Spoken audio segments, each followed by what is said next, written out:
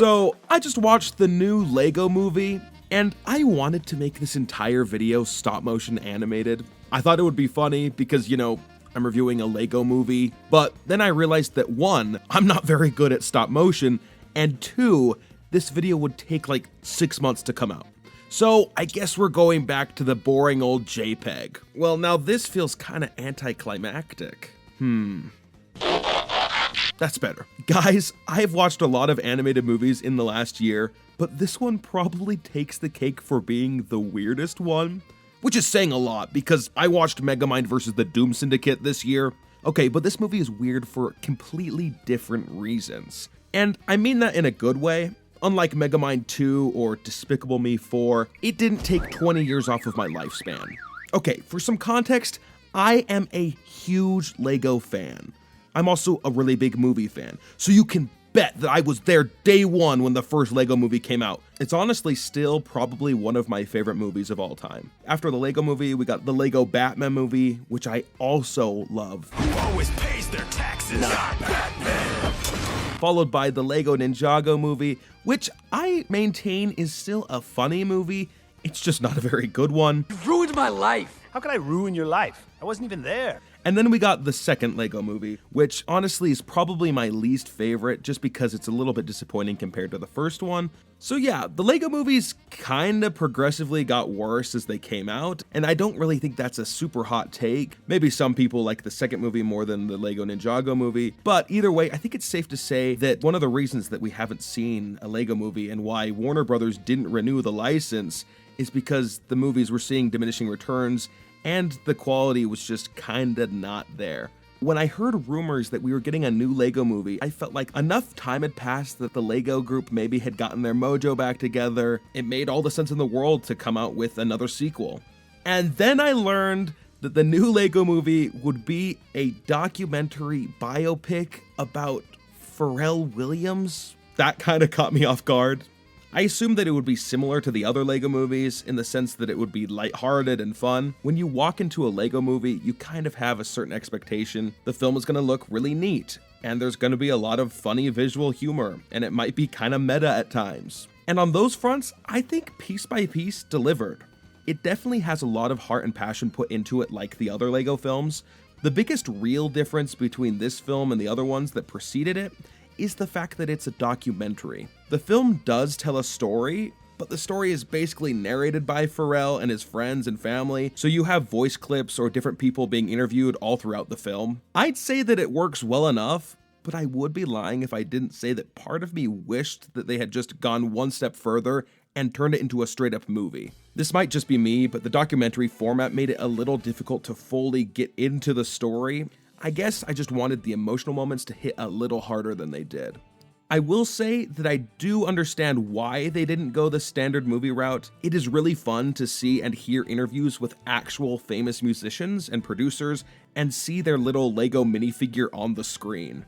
One thing that I was not prepared for when watching this movie was all of the topics and themes and people and just stuff that it was willing to touch on. The LEGO company is normally really wary of touching on anything that could be remotely perceived as adult or controversial, so I assumed that since Pharrell was collaborating with them, that it would have to be pretty heavily censored for a child audience, but for the most part, it really wasn't. This film is actually kind of out of pocket. It is surreal to watch a LEGO minifigure just toss out swear words right and left. But that isn't even the tip of the iceberg when it comes to the crazy things we see depicted in LEGO over the course of this movie. There's a scene where we see a LEGO-fied version of the music video for Rump Shaker by Rex and Effect. Yes, this exact scene, but in LEGO. This film is directly endorsed by LEGO. This film also gives us a LEGO church service, complete with Christian iconography, which, you know, isn't too weird.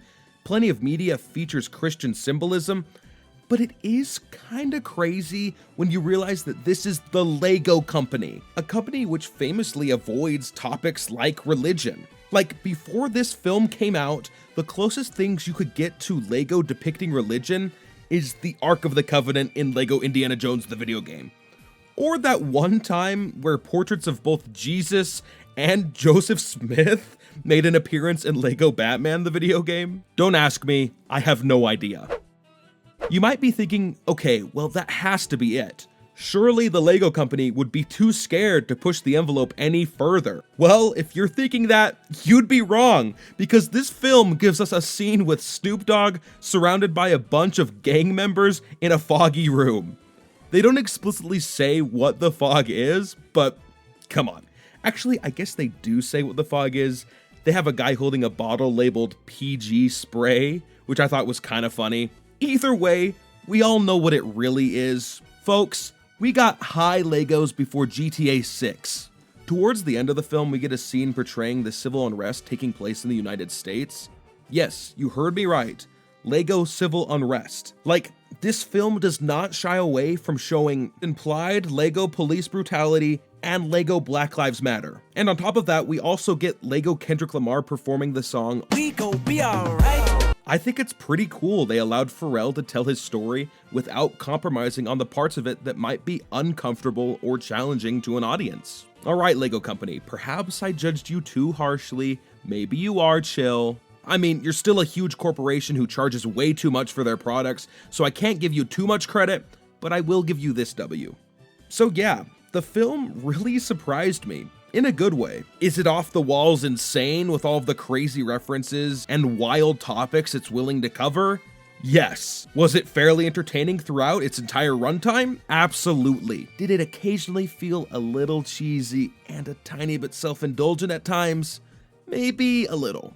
Honestly, I don't know if it's possible to make a movie about yourself and not come off as a little self-indulgent. That being said, I think Pharrell is a really likable narrator. I liked how the film was able to walk the line of funny and creative while also tackling serious issues. And I liked how they portrayed music and synesthesia. Along with that, just seeing real-world locations, people, and events recreated in LEGO was really fun. So yeah, I recommend Piece by Piece, the film / documentary / biopic / musical. I still don't know what this movie even is. Is it my favorite animated movie I've watched this year? No, but it is one of the most outside of the box movies of the year. And in my opinion, that is reason enough to go give it a watch. Well, 2024 is almost over, which means that, no, it can't be.